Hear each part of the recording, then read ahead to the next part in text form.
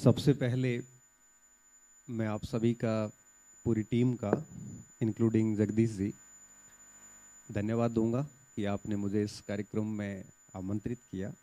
और इन सभी विद्यार्थियों को भी मैं धन्यवाद दूंगा कि आप सुबह से 11 बजे से 5 बजे तक सतत रूप से सबको सुन रहे हैं।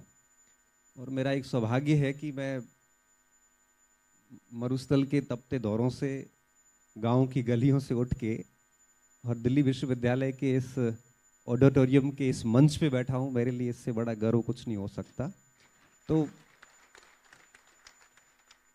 मैं इस प्रश्न पे आता हूं सबसे पहले कि क्या सीख देना चाहेंगे।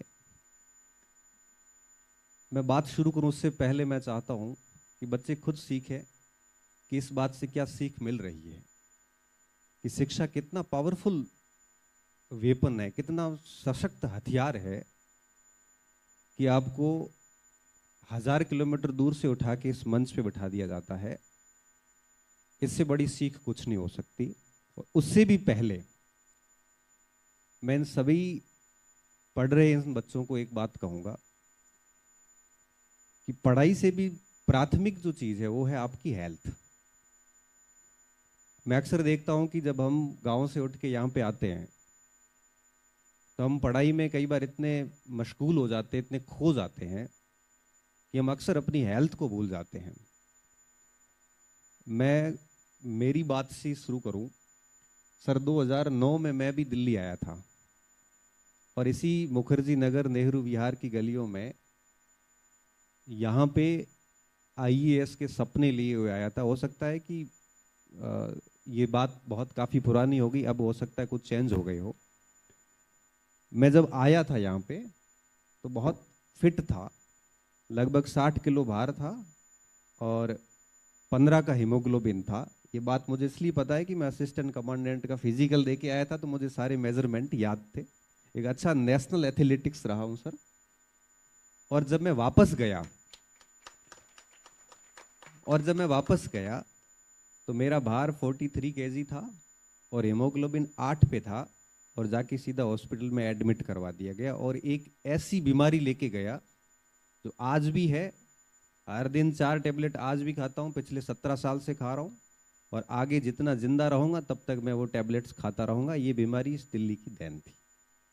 तब मैं कई बार कहता हूँ कि हम यहाँ पढ़ाई के इस सिलसिले में यहाँ पे आते हैं और हेल्थ को भूल जाते हैं।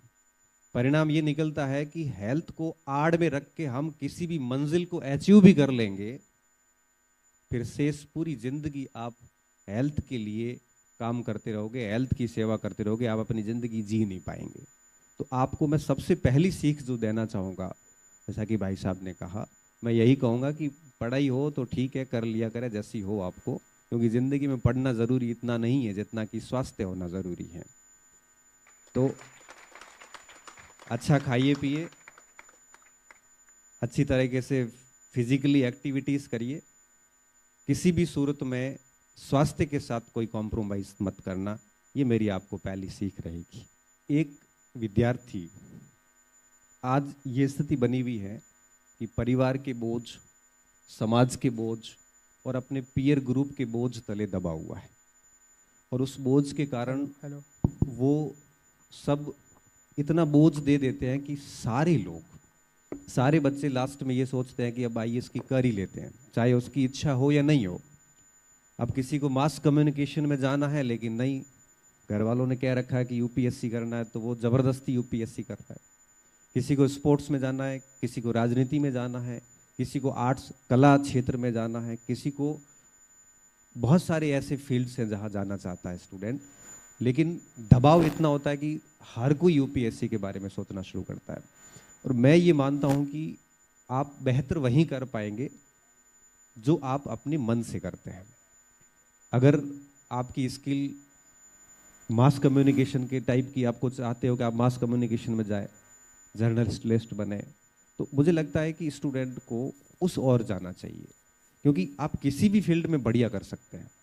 मैं आज आईएएस नहीं हूं, मेरे से यूपीएससी नहीं हुआ, मैंने भी 4 अटेम्प्ट लिए, मेंस लिखे, सारा हुआ, नहीं हुआ। मैं एजुकेशन में आता हूं और एजुकेशन में ठीक कर रहा हूं, मैं मेरे प्रोफेशन से बहुत खुश हूं। इसलिए मेरा यह मानना है कि आईएएस बनना करना कोई जिंदगी का एक इतना बड़ा सबका लक्ष्य नहीं होना चाहिए।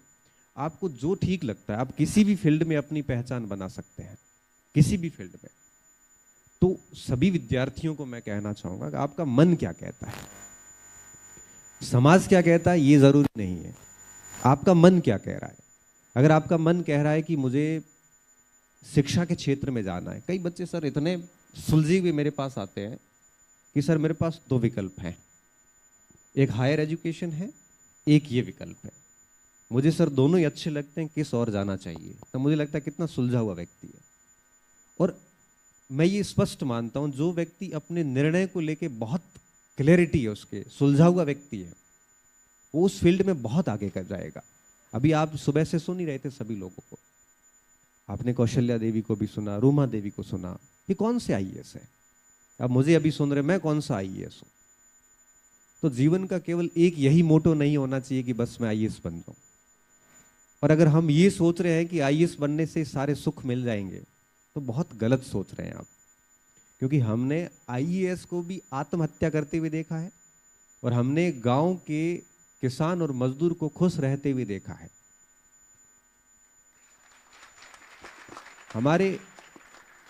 हमारे बाप दादा तो आईएएस नहीं थे, पढ़े लिखे भी नहीं थे, बड़ी अच्छी सी जिंदगी जी, हमें पढ़ा लिया, हम आज यहां बैठे बात कर रहे हैं।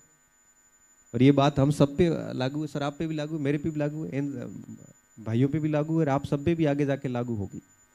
तो पहली चीज जो आपने पूछी, मैं यही कहूंगा कि केवल यूपीएससी ही जिंदगी नहीं है।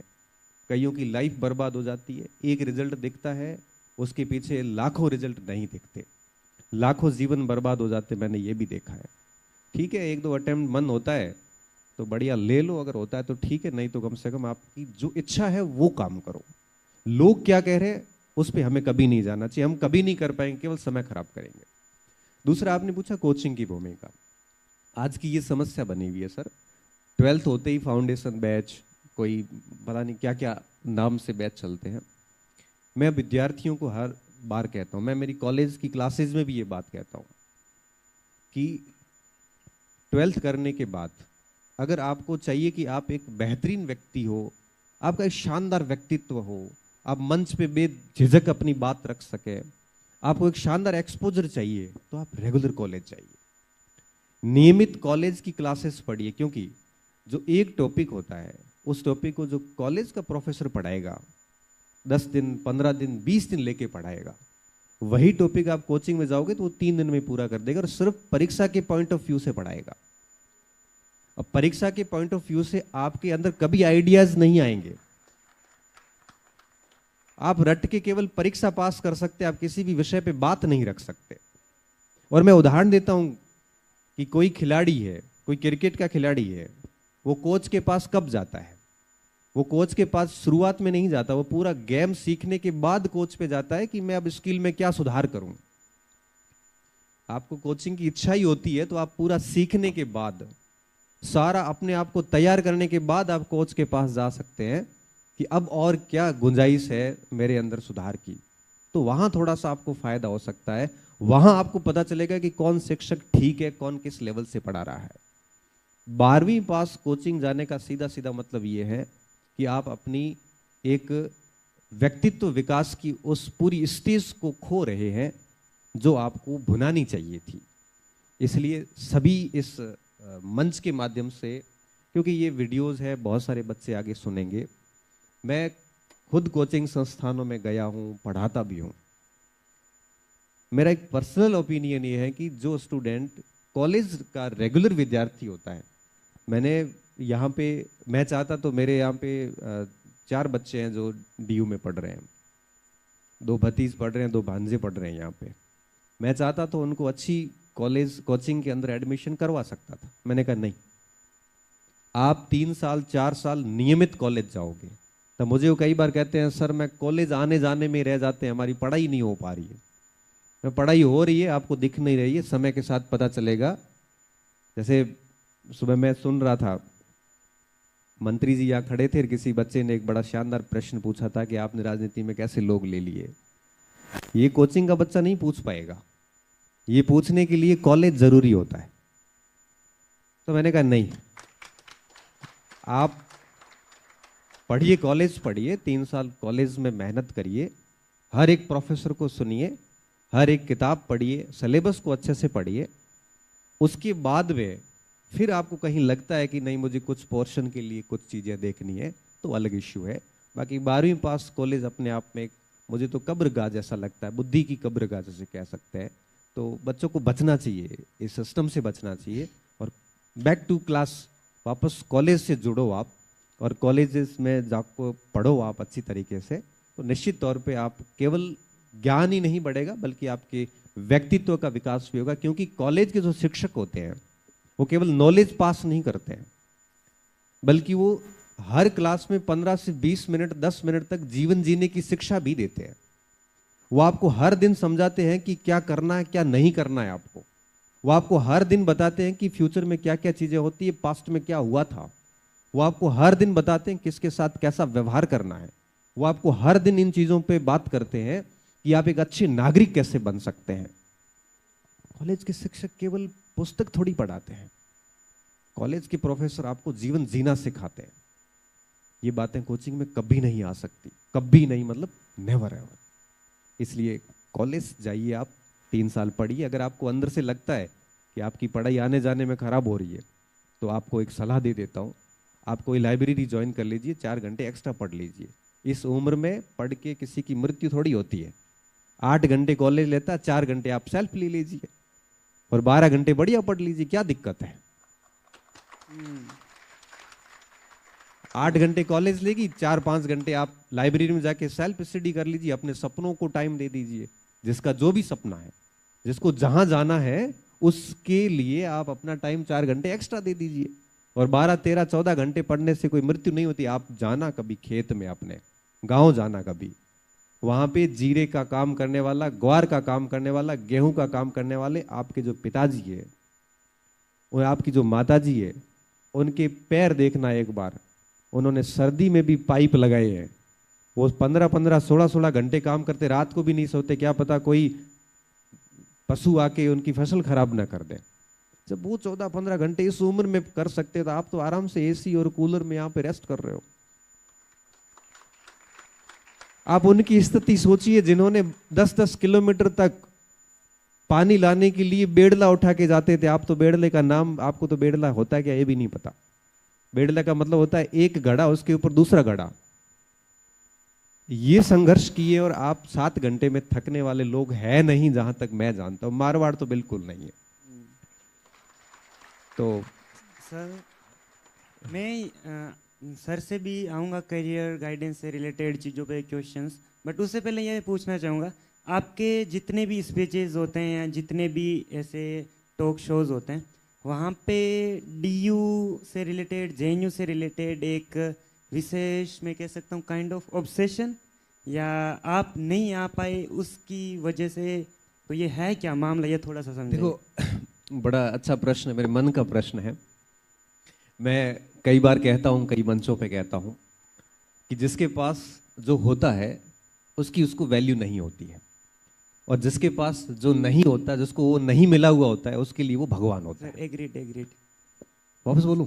सहमत हूँ सहमत हूँ। हाँ, तो आप लोग यूनिवर्सिटी में बैठे, जगदीश जी यहाँ प्रोफेसर लगे हुए। जगदीश जी आप पढ़े भी यूनिवर्सिटी में ही होंगे, यहीं पढ़े हुए और यहीं लगे हुए हो, तो आपको इतनी वैल्यू नहीं, हालांकि कदर करते हैं आप, पर इतनी नहीं करते जितनी मैं करता हूँ। सर ये जो दिख रहे हैं ना, ये बहुत 50% से भी कम अटेंडेंस होगी सबकी, मैं गारंटी के साथ कह रहा हूँ। पूछ लो बोले कितनी अटेंडेंस है, कितनी? सही बताना, सही, झूठ नहीं बोलना भाई।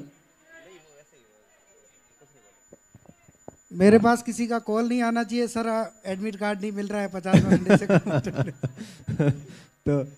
तो जिसके पास जो नहीं होता ना, इसलिए कहते हैं ना कि आप सभी को पता होगा, आपने सुना होगा कि वंचना वैल्यू बढ़ाती है।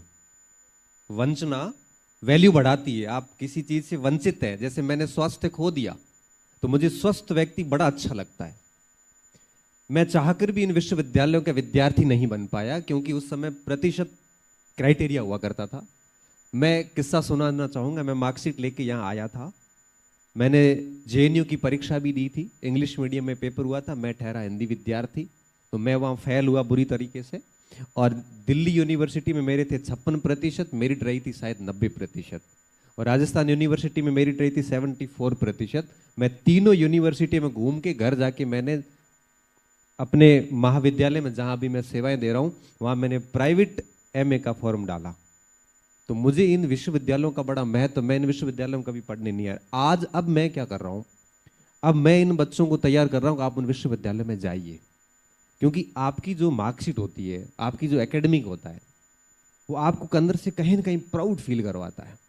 आप जैसे कोई यूपीएससी कर रहा है या किसी फॉरेन में कहीं पे भी जाता है, वो बिल्कुल अच्छे से कह सकता है I am alumni of from DU या जेएनयू या बीएचयू या जामिया मिलिया, या मतलब उसको अंदर से ना बड़ा गर्व की अनुभूति होती है। तो बच्चों को मौका मिलना चाहिए। मेरा छोटा भाई ट्रिपल आईटी से निकला, उसकी मार्कशीट देखता हूं मैं कई बार, मुझे बड़ी अच्छी लगती है, वाह कितना प्रीमियम इंस्टीट्यूट से आया। और इधर से मैं मेरी देखता हूं, मैं फाइल में उसको दबा के रखता हूं। क्या राजकीय महाविद्यालय बाड़मेर, और साथ में क्या लिखा है सर साथ में क्या लिखा है, वो भी रेगुलर स्टूडेंट नहीं, नियमित नहीं, प्राइवेट, नॉन कॉलेजिएट जिसे कहते हैं। Non collegiate. तो मुझे बड़ा वो आज भी है ना, वो वंचना अंदर है। और मेरा मन पता है क्या कहता है, मुझे कोई पूछे ना कि आपका एक ड्रीम बता दो, आपको जो करना चाहते हो, अगर आपका आगे कोई ऐसा सवाल नहीं हो तो मैं वैसे मैप बना देता हूँ कि आपका ड्रीम क्या है। तो मैं चाहूँगा कि मैं ऐसी किसी विश्वविद्यालय में आऊँ और 2-3 साल एक मस्त डिग्री करके जाऊँ, और भगवान की कसम पूरी क्लास अटेंड करूँगा, पूरी क्लास। मुझे हमेशा फील होता है कि मुझे अच्छे प्रोफेसर्स की क्लास में बैठने का अवसर नहीं मिला। आज मैं जब सर सेमिनार में जाता हूँ ना, अभी मैं जोधपुर गया था जहाँ डॉक्टर बाबा साहेब अम्बेडकर पर 1 दिवसीय नेशनल वर्कशॉप थी, और मुझे की नोट स्पीकर बनाया गया था। तो मैं अंतिम सेशन का अध्यक्ष था, वहाँ पे गेस्ट ऑफ ऑनर था। लेकिन मैं सुबह 10 बजते चला गया, क्योंकि मुझे उन लोगों को सुनना था। और मैं 6 घंटे शांति से बैठा बैठा सीट पे सारे विद्वानों को सुना। मैं साथ में मेरे मोबाइल के अंदर नोट में सारी चीजें लिखता रहता हूँ, क्योंकि जितना अच्छा सुनोगे उतना अच्छा भविष्य में बोल पाओगे, और जितना अच्छा पढ़ोगे उतना अच्छा लिख पाओगे। तो मुझे आज भी वो वंचना का शिकार है। यही कारण है कि मैं बच्चों को कहता हूं कि बड़ी यूनिवर्सिटीज में जाइए, केवल जाना ही नहीं है, वहां उसकी हर एक्टिविटीज को भुनाइए, आप हर एक्टिविटीज में भाग लीजिए आप, तब आप देखना 3 साल बाद आप निखर कर बाहर आते हैं। और कई मंच पर मैं देखता हूं, वो अभी यूथ पार्लियामेंट भी थी, मैंने देखी यूथ पार्लियामेंट के, मैंने बच्चों से बात की, मैंने कहा इसमें आपको क्या मिल रहा है? तो बोला कि सर एक तो सीखने को मिल रहा है, अगर हम विजेता वगैरह होंगे तो जितने भी देश के बड़े पॉलिटिशियंस के कार्यक्रम होते हैं उनको अनाउंसिंग का काम हम करते हैं। कितनी बढ़िया बात है। और ये बात मुझे जीवन के 35 वर्ष पूरे करने के बाद पता चली कि ये बच्चे होते हैं, यूथ पार्लियामेंट के बच्चे होते हैं जो बहुत अच्छा बोलते हैं, वो जाके प्राइम मिनिस्टर्स वगैरह जब भी कोई बड़े कार्यक्रम होते हैं तो उनकी जो रैली वगैरह जो प्रोग्राम होते हैं उनको होस्ट करते हैं। तो ये सारी बातें यूनिवर्सिटी में रहते हैं तो पहले ही पता चल जाती है, कॉलेजेस वगैरह में पता नहीं चलती। इसलिए बच्चों को सोचता हूँ कि मेरी तरह कोई बाद में रिग्रेट या वंचना का शिकार ना हो, तब मैं कहता हूँ जाइए आप। ये तो पर्सनल है थोड़ा सा। हाँ पर्सनल है ना तो मैं अभी हमारे आजकल की ज़रूरत बन गया है, आप इसमें अब इसको स्वीकार करना पड़ेगा हमें। हम चाह के भी अब इससे दूर नहीं हो सकते। मैं अगर अब बच्चों को कह दूं कि नहीं आपको सोशल मीडिया नहीं यूज करना है, तो मान के चलिए इसमें से एक भी विद्यार्थी उस बात को हूबहू स्वीकार नहीं करेगा। तो सबसे पहले तो हमें एक्सेप्ट कर लेना है कि सोशल मीडिया आज की जरूरत है, सब चलाएंगे। अब आती है दूसरी बात, सोशल मीडिया का प्रयोग हमें युक्ति संगत तरीके से करना चाहिए, जिससे कि मतलब हम कह सकते हैं कि प्रोडक्टिव यूज हो इसका। अब प्रोडक्टिव यूज कैसे किया जा सकता है, अब मैं एक उसका उदाहरण देता हूं आपको। मेरा ये फोन है सर, और लगभग 7 से 8 वर्ष हो गए, आज तक मैंने इसको रिंग पे नहीं रखा है, मतलब साइलेंट है 8 साल से ये। फ़ोन चेंज भी हुआ है तो सबसे पहले मैंने उसको साइलेंट किया है। सर शायद इसी वजह से मैंने आपको एक बार में रिस्पॉन्स नहीं किया। सर ने जब भी कॉल किया हमारे दूसरी बार में बात हुई है। जैसे ही फ़ोन देखता हूँ मुझे लगता है कि ज़रूरत वाले फ़ोन है तो मैं वापस करता हूँ, और मुझे लगता है कि काम का नहीं है तो मैं इग्नोर कर देता हूँ। अब पूरे इस मरुधरा मंथन कार्यक्रम में मेरी अगर किसी से बात हुई है तो सर से भी, वो भी 2 बार ही हुई, एक आज भी एक पहले दिन भी थी।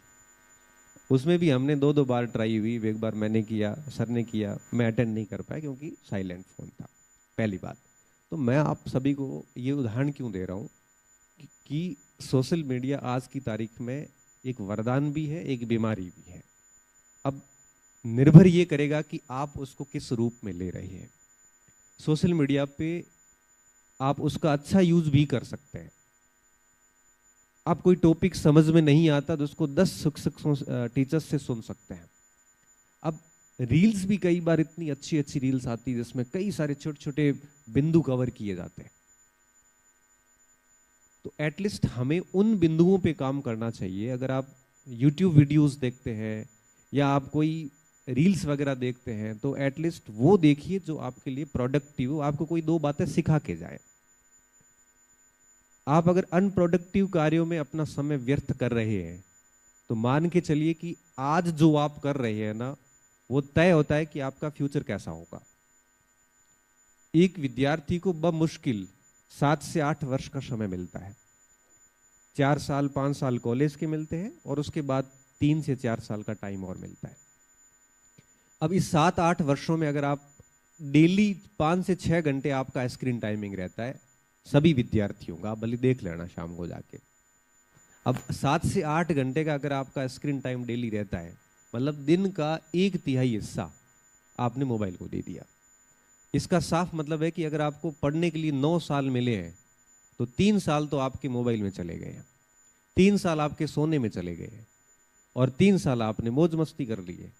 मतलब 9 साल ये आपने बर्बाद कर दी और अंत में ये डिग्रियां कोई काम की नहीं। भले आप DU से करके आए हो चाहे JNU से करके आए, भले आप MIT से करके आओ चाहे आप येल विश्वविद्यालय से आओ, अगर आपने टाइम का यूज नहीं किया तो ये डिग्री कोई काम की नहीं है और आपको रिग्रेट होगा। और लोग कहेंगे कि फिर इतनी बड़े बड़े इंस्टीट्यूट से पढ़ के आपने हासिल क्या किया। और इसलिए कहते हैं अगर समय पे कोई काम नहीं होता है तो समय जाने के बाद उस काम की कोई वैल्यू नहीं रहती। जो काम टाइम पे करना होता है, जैसे आपको सरकारी नौकरी मान लो लेनी है तो 25-27 में खत्म करो कहानी को, उसको 45-50 साल में जाके अगर आप नौकरी लग रहे हैं, अब आपकी नौकरी जीवन की 10 साल ही बची, फिर रिटायरमेंट आएगा डायरेक्ट।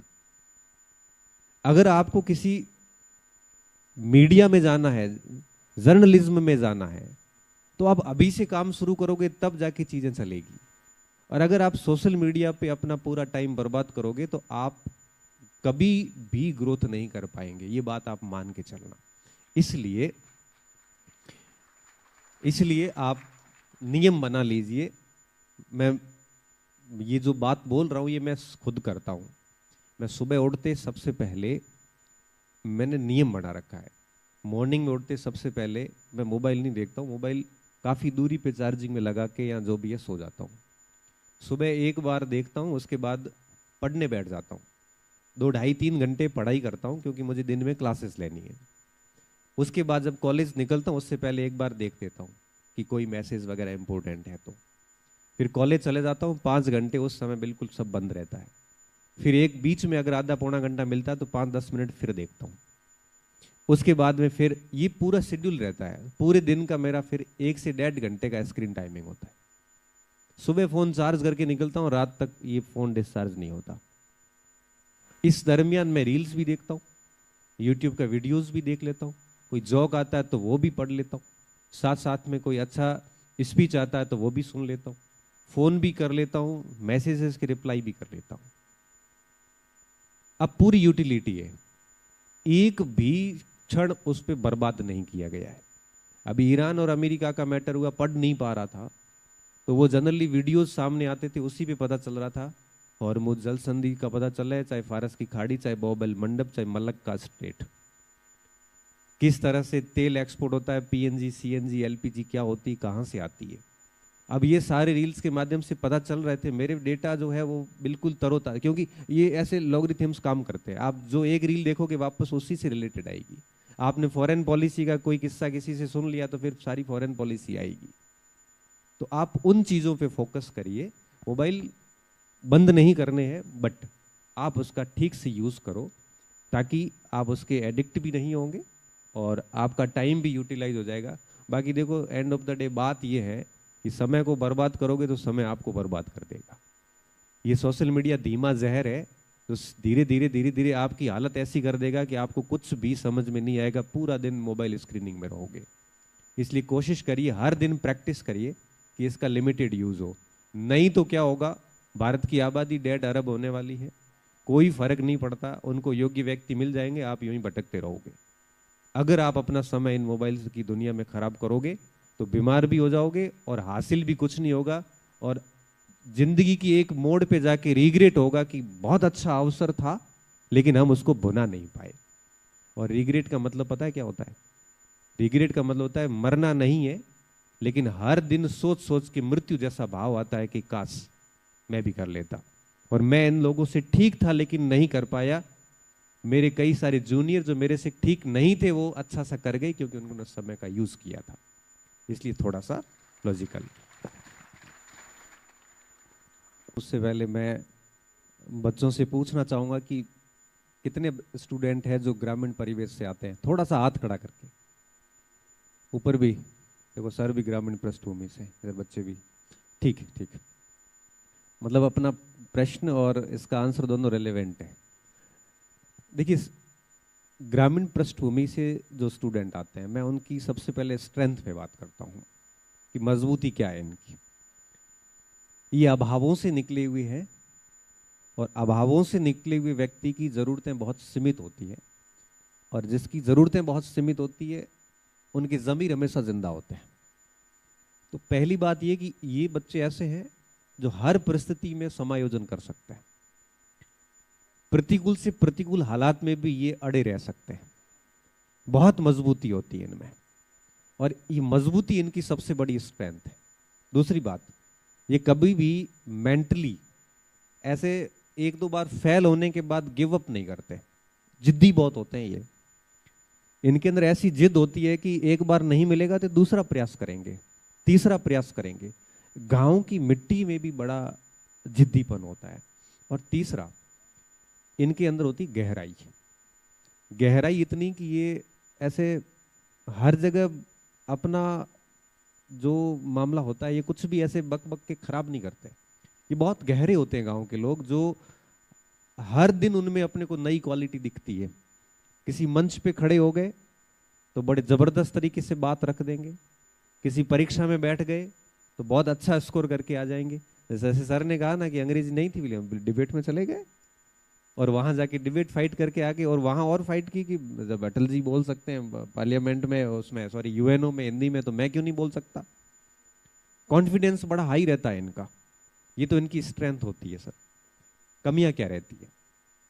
कमियां यहाँ पे ये रहती है कि जब ये शहर, गांव से शहर आते हैं तो शहर की जो एक आधुनिकता है, इसको देख के कई बार ये इन्फीरियरिटी में चले जाते हैं, अपने आप को कमतर महसूस करना शुरू कर देते हैं। पता नहीं 4 लोग इंग्लिश बोल रहे हैं तो उनको देख के इनको लगता है हम तो कंपटीशन में कहीं पे भी नहीं।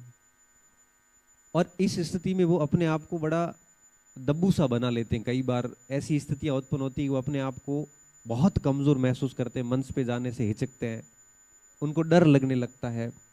तब मैं इन विद्यार्थियों को कई बार कहता हूं कि आप जिस पृष्ठभूमि से आते हैं उस पर गर्व करिए। आप अपने पहनावे पे गर्व करिए, आप अपनी खान पान पे गर्व करिए, आप अपनी बोली पे गर्व करिए। जहां पे भी जाते हैं, इंग्लिश तो मुझे भी नहीं आती, मैं बात हिंदी में रख रहा हूं, सब समझ रहे हैं, कोई दिक्कत नहीं है।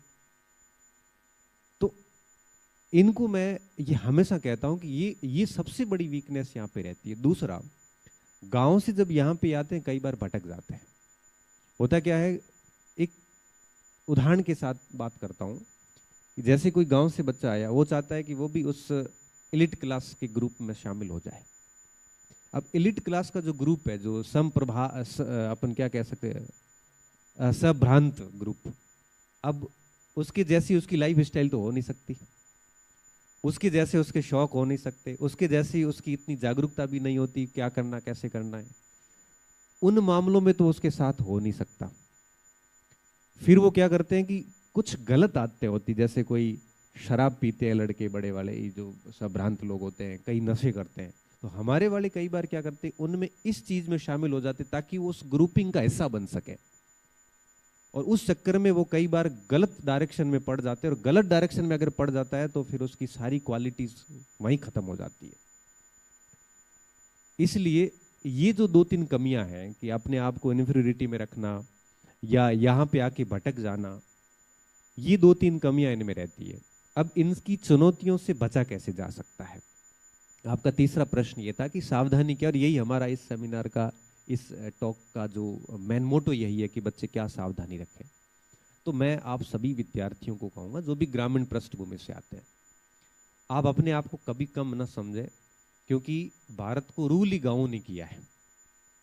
भारत की इकोनॉमी गाँव पे चलती है। कोविड के अंदर सर्विस सेक्टर, इंडस्ट्री सेक्टर, सारी ग्रोथ रेट माइनस में चली गई थी। अगर इंडियन इकोनॉमी को किसी ने बचाया था तो सिर्फ और सिर्फ प्राइमरी सेक्टर ने बचाया था।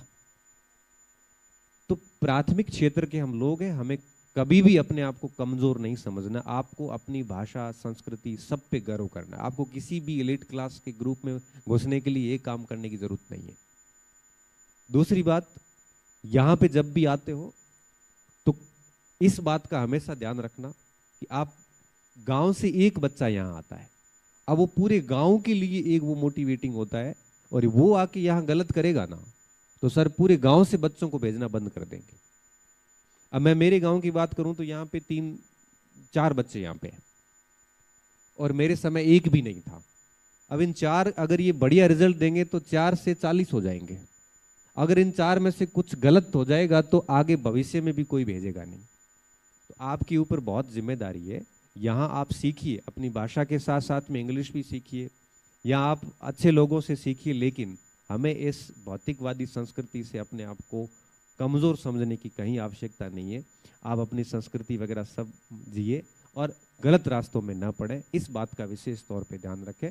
बाकी क्वालिटी आप में कूट कूट के भरी हुई है, कोई कमी नहीं है। मतलब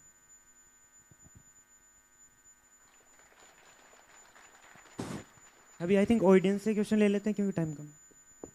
एक चीज़ मैं और ऐड कर रहा हूँ, सर ने बोला है तो हमारे रूरल एरिया से अच्छी बात यह है कि अभी कुछ वर्षों में हमने देखा कि बहुत मास लेवल पे ट्रांजैक्शन आए। नमस्कार, मेरा नाम भूमिका गोस्वामी है, मैं लंगेरा बाड़मेर से हूँ। मेरा प्रश्न आपसे है तो आप सबने आज हमें सारी सच्चाई बता दी कि पॉलिटिक्स थोड़ी डर्टी है, आप जाओगे तो सफाई करनी पड़ेगी। आप कहते हैं कि आप अगर आईएएस बनते हैं तो केवल आप देखते हैं कि गाड़ी है, बंगला है, इसके लिए, और लोग कह रहे हैं जिसे देखो दिल्ली आए हो तो चलो यूपीएससी करते हैं, लेकिन वो इसके पीछे की जिम्मेदारी वगैरह नहीं देखते। और तो आपने हमें बहुत सारी ऐसी जॉब्स हैं, उन सब की रियलिटी बता दी है। लेकिन मेरा प्रश्न आपसे यह है कि कृपया हमें ये भी बता दीजिए कि हमारा जो परफेक्ट करियर है उसके लक्षण क्या होने चाहिए। और उससे पहले मैं एक और बात करना चाहूँगी कि 21 जनवरी 2023 का वो दिन मुझे याद है जब आप government senior secondary school Langera में आए थे, और यही स्टोरी आपने हम सब के साथ शेयर की थी कि मेरा सपना है दिल्ली यूनिवर्सिटी में जाने का, और मैं आशा करता हूँ कि आप सब छात्रों में से कोई एक अवश्य जाए वहाँ तक।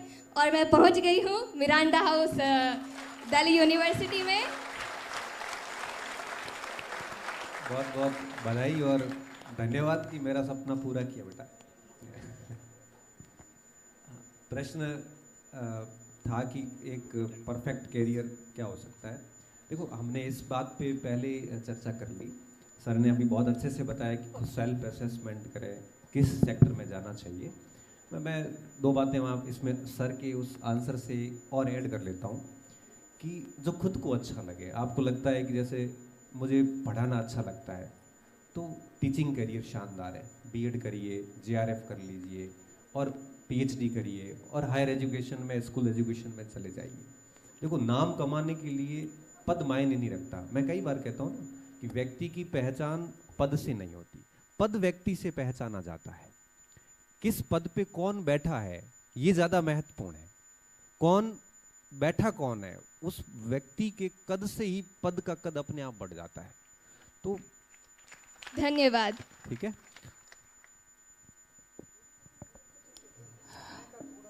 नमस्कार सर, आपकी कुछ लाइनें कि तरकश में है जितने तीर तू चला कर देख ले, तरकश में है जितने तीर तू चला कर देख ले, एक बार नहीं 1000 बार आजमा कर देख ले। तरकश में है जितने तीर तू चला कर देख ले, एक बार नहीं 1000 बार आजमा कर देख ले, हर बाजी जीत जाऊंगा मैं, हर बाजी जीत जाऊंगा मैं, चाहे तू शतरंज के हर खाने में वजीर सजा कर देख ले। तो सर कॉन्फिडेंस बहुत आ चुका है मेरे में, मैं स्टैंड अप भी करता हूँ, पोएट्री भी करता हूँ, डांस भी करता हूँ। सर एक सवाल है कि जब हम किताबी अपने सिलेबस से इतर हटकर जो साहित्य का समाज जो लिखा गया, जैसे प्रेमचंद का है गोदान है, कर्मभूमि है, राग दरबारी है, ऐसे बहुत सारी कवियों की, महात्मा गांधी जी की आत्मबोध है सत्य के प्रयोग में, ये जो साहित्य है समाज में, ये क्या प्रभाव डालती है कि स्टूडेंट के जीवन में, इससे हम क्या सीख सकते हैं? या मैं आपसे भी जानना चाहता हूँ, जब आप खाली होते हैं तो आप कौन सी बुक्स पढ़ते हैं जो पढ़ाई के इतर हो, सिलेबस के इतर? देखो, दो प्रश्न है आपके कि मैं खाली टाइम में क्या करता हूँ। पहली बात तो ये कि मुझे खाली टाइम मिलता नहीं है। क्यों नहीं मिलता? क्योंकि मैंने अपने आप को इतना व्यस्त कर रखा है कि समय नहीं मिलता। हाँ, ये है कि जैसे मैं बाड़मेर से दिल्ली गाड़ी में आया, कि मैं गाड़ी में ही जनरली यात्रा करता हूँ, सफ़र में मुझे ज़रूर समय मिलता है, और जब सफ़र में समय मिलता हूँ तो मैं पढ़ता हूँ, और मुझे जीवनियाँ पढ़नी अच्छी लगती है। जैसे मैं बाबा साहेब अम्बेडकर की जीवनी पढ़ ली, अभी मैं चंद्रसेन को पढ़ रहा था, राव चंद्रसेन जोधपुर के शासक, उनकी 3 किताबें मंगवाई, तीनों गाड़ी में है, और जब भी टाइम मिलता है गाड़ी में 4-5 घंटे 7 घंटे की यात्रा होती है तो मैं जीवनियाँ पढ़ता हूँ। मुझे नोवेल पढ़ने या काल्पनिक जो ये होते हैं ये अच्छे ज़्यादा नहीं लगते। हाँ, जीवनियाँ पढ़ना मुझे बहुत अच्छा लगता है। उन लोगों ने क्या संघर्ष किया, उस संघर्ष से कैसे बाहर निकले, किस तरह से उन्होंने अपनी आइडेंटिटी सेट करी, वो चीज़ें मुझे बहुत प्रेरित करती है। तो मैं जीवनियाँ पढ़ता हूँ, मैं बच्चों को कहता भी हूँ कि आपको जो अच्छा लगता है वो पढ़िए, ज़रूरी नहीं कि आप भी जीवनी पढ़ें, पहली बात। दूसरी बात कि साहित्य का आपके ऊपर क्या असर होता है। देखिए, हर व्यक्ति का अलग होता है। जैसे मैं साहित्य पढ़ूंगा तो मेरे ऊपर कोई असर नहीं होगा। क्यों नहीं होगा? क्योंकि मेरा उसमें इंटरेस्ट नहीं है।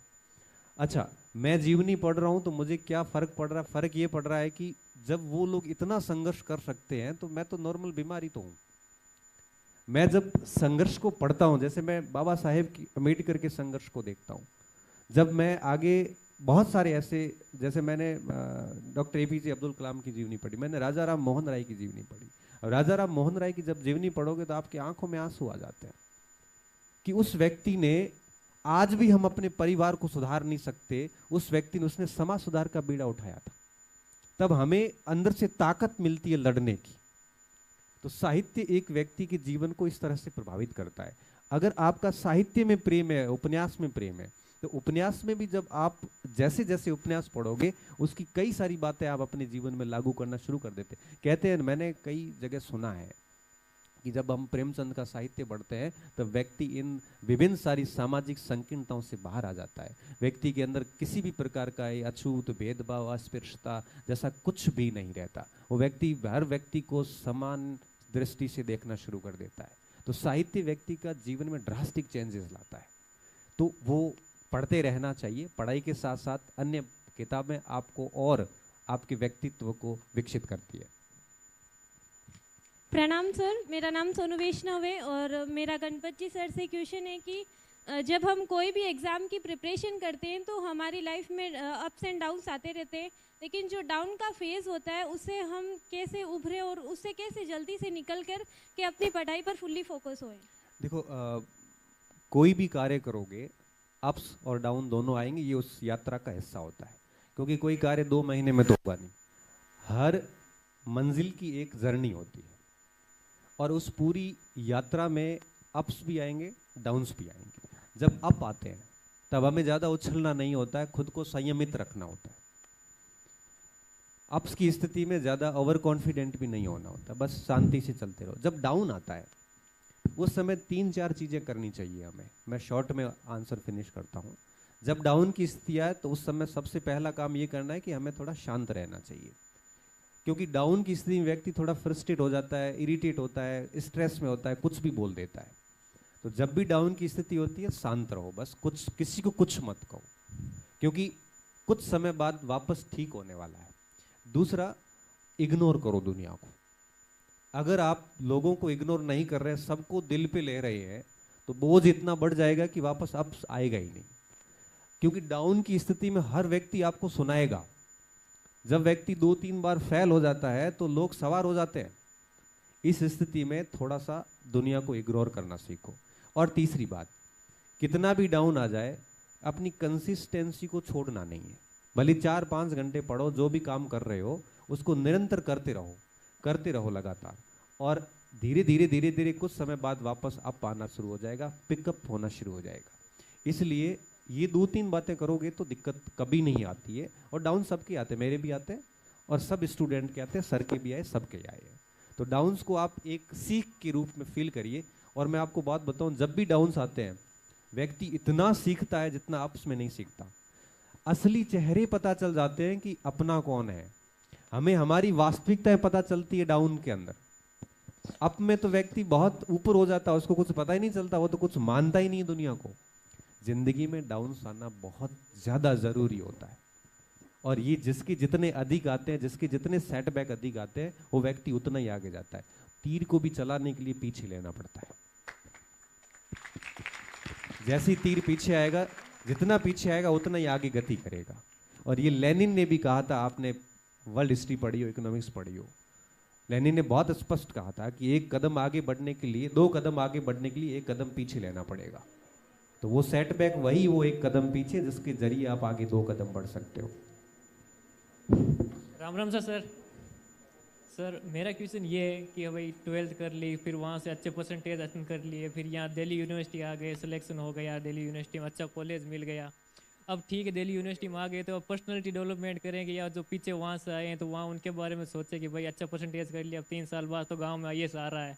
अब भाई यहाँ नहीं सोचते कि भाई बच्चा पढ़ भी रहा है, यहाँ फ्लैट में भी रह रहा है, कल अलग एक्टिविटी हो रही, कॉलेज लाइफ भी हमारी होती है, उन सबको कैसे मैनेज करें? और वो तो एक आइडल सिचुएशन लेके बैठे, 3 साल बाद घर में IAS आ रहा है अपने तो।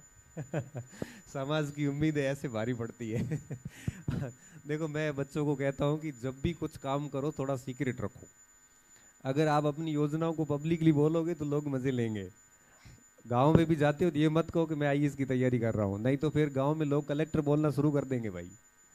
इसलिए आप सब इस बात का ध्यान रखें, कोई भी प्लान करते हो उसको मन में ही रखो, कुछ नहीं कहना, सीधा धमाका करो रिजल्ट के साथ में। अगर कर पाए तो आनंद आ जाएगा, अगर नहीं कर पाए तो कम से कम दुनिया को मजाक बनाने का मौका तो नहीं मिलेगा। तो पहली चीज ये कि अपनी योजनाओं को सीक्रेट रखो। दूसरी बात ये, कभी भी कोई भी कुछ कहता है तो कह के आप जवाब मत दो, क्योंकि सबसे जवाब देने की सबसे कमजोर कोई फॉर्म होती है, सबसे कमजोर कोई रूप होता है, तो वो होता है शाब्दिक जवाब। कभी जवाब मत दो किसी को। कोई कहता है कि भाई कलेक्टर कब आ रहा है, कलेक्टर बन रहा है, हल्की सी स्माइल करके निकल जाओ। जवाब का सबसे बेस्ट जो रूप होता है वो होता है परिणाम, और एक टाइम आएगा परिणाम अपने आप जवाब दे देता है। इसलिए कोशिश करो अपनी योजनाओं को सीक्रेट रखो, एक लोगों को किसी भी प्रकार का शब्दों से रिस्पॉन्स मत करो। और तीसरी बात, सोसाइटीज़ के जितने भी फंक्शंस वगैरह होते हैं उनको अवॉइड करो। जितना आप पब्लिक होंगे उतनी आपकी वैल्यू डाउन होती जाती है। अगर आपको अपनी वैल्यू बनानी है तो थोड़ा रेयर होना पड़ेगा। वैल्यू बनाने के लिए प्रेजेंस को कम करना पड़ता है। आप हर जगह जाके हाजिर हो जाएंगे तो आपकी कोई वैल्यू नहीं रहेगी। 3-4 चीज़ों का ध्यान रखोगे तो व्यक्तित्व का विकास भी हो जाएगा, गांव के लोगों को बोलने का अवसर भी लोगों को नहीं मिलेगा, और आप अपने आप पे बढ़िया काम भी कर लोगे। नमस्ते सर, मैं निधि जोशी बोल रही हूँ और मैं अभी बाड़मेर से हूँ, जयसिंदर गांव से। और सबसे पहले मैं आपको धन्यवाद बोलना चाहती हूँ कि आपने बाड़मेर का नाम इतना रोशन किया है, क्योंकि जब मैं अपनी फ्रेंड से पूछती हूँ जो कि यूपी या कहीं और की होती हैं कि आप बाड़मेर को जानती हैं, तो वो कहती है कि नहीं बाड़मेर क्या है, कौन सी जगह है। फिर मैं जब आपका नाम लेती हूँ कि गणपत सर राजपुरोहित या फिर रविंद्र संघ भाटी या फिर रूमा देवी जी, तो वो कहती है अरे हाँ उन्हें कौन नहीं जानता है, उन्हें तो हम जरूर जानते हैं। तो धन्यवाद कि आपने बाड़मेर का नाम रोशन किया। और इसी के साथ मैं अपना प्रश्न पूछना चाहती हूँ कि सर जब हम बाड़मेर से यहाँ आते हैं, हम अपने अपने शहर में टॉपर्स होते हैं, बट यहाँ पे सब इंटेलिजेंट होते हैं, सब पढ़े लिखे होते हैं, तो हमें कहीं ना कहीं लो फील होता है कि हम इनके साथ कैसे कोप करेंगे, और यही जाके आगे जाके हमारे कॉम्पिटिटिव एग्जाम में भी हमारे कॉम्पिटिशन बनते हैं, तो हमें लगता है कि कहीं ना कहीं हम स्ट्रेस फील करते हैं और डीमोटिवेट भी हो जाते हैं। तो इससे हम कैसे कोप करें, और साथ ही साथ घर से दूर रहते हैं तो होम सिकनेस, लोनलीनेस, और गर्ल्स हैं मेरे को तो बहुत ज़्यादा लगती है होम सिकनेस, और परिवार की आशाएं, तो कैसे हम इस सब से अपने आप को ऊपर लेकर आए। एक साथ बहुत सवाल हो गए, मैं एक एक पे बात कर रहा हूँ कि हम गांव से आते हैं तो अपने क्षेत्र में हम इंटेलिजेंट होते हैं, यहाँ पे आते हैं तो थोड़ा सारे इंटेलिजेंट मिल जाते हैं। मैं कई बार कहता भी हूँ कि आप जीते किससे हो, ये बात महत्वपूर्ण नहीं है, आप हारे किससे हो ये ज़्यादा महत्वपूर्ण है। मतलब आप अच्छे लोगों से भेड़ रहे हैं ना, बहुत इंटेलिजेंट लोगों से, उस पंक्ति में अगर आप अंतिम भी है तभी आपको गर्व होगा कि आप किससे कंपटीशन है आपका। और बढ़िया स्टूडेंट से कंपटीशन करने का फायदा ये होता है कि आप खुद उतने श्रेष्ठ हो जाते हैं धीरे धीरे अड़ अड़ के। मैं ये मानता हूँ कि एक कमरे में अगर आप टॉप आ रहे हैं तो कई बार कहते हैं ना कि आप गलत कमरे में बैठे हो। अगर आप किसी क्लासरूम में फर्स्ट रैंक पे हैं तो आप गलत क्लासरूम में हैं। अगर आप किसी क्लासरूम में अंतिम पंक्ति में हैं तो आपके लिए बहुत बड़ा प्लेटफॉर्म है बहुत कुछ हासिल करने का। और मैं मानता हूं कि अगर आप इसको चैलेंज के रूप में लेते हो, रात दिन अपने पे काम करते हैं, आप भले उस क्लास में टॉप मत आओ लेकिन किसी आगामी परीक्षाओं में आप पूरी इंडिया को टॉप करने की स्थिति में आ जाते हैं। इसलिए अच्छे लोगों से कंपटीशन करके हारना ये बहुत अच्छे संकेत होते हैं किसी भी व्यक्ति के करियर के ग्रोइंग के। इसलिए इस चीज़ों को तो आपको दिमाग में नहीं लेना है। प्लस होम सिकनेस की जो बात आती है तो कोशिश करो कि घर पे थोड़ी कम बात करो। आप जितनी अधिक बात करोगे उतनी अधिक याद आएगी। इससे अच्छा है कि थोड़ा ये मान के चलो कि अपना करियर ग्रूमिंग के लिए निकले हैं तो थोड़े समय तक बाहर रहेंगे, बढ़िया पढ़ेंगे। घर वहाँ के वहाँ पढ़े, कुछ भी चेंज नहीं होगा, वही लड़ाइयाँ चल रही है, वही आपस में विवाद चल रहे हैं, वही सब चीज़ें चल रही है। इसलिए आपको बढ़िया मौका मिला है, अच्छे से पढ़िए और कम से कम घर पे थोड़ा बात करोगे तो ये होम सिकनेस कम हो जाती है। बाकी हर किसी की समस्या नहीं होती होम सिकनेस की, हमारे तो बिल्कुल नहीं होती थी।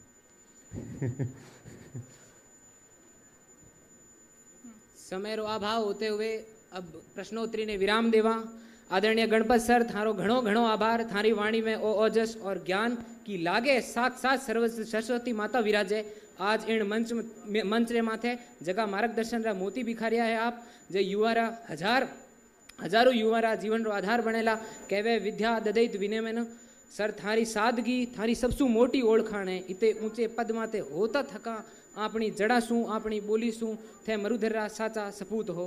सर आज अठे पधारिया इन वास्ते मरुधरा मंथन री पूरी टीम कृतज्ञ है। थारी मौजूदगी शू इन ऑडिटोरियम री ऊर्जा बदली है। साचा शिक्षक मार्गदर्शन के रूप में हमेशा हिवड़े रो बिराजता रिया। बहुत बहुत धन्यवाद डॉक्टर गणपत सिंह राजपुरोहित जी का।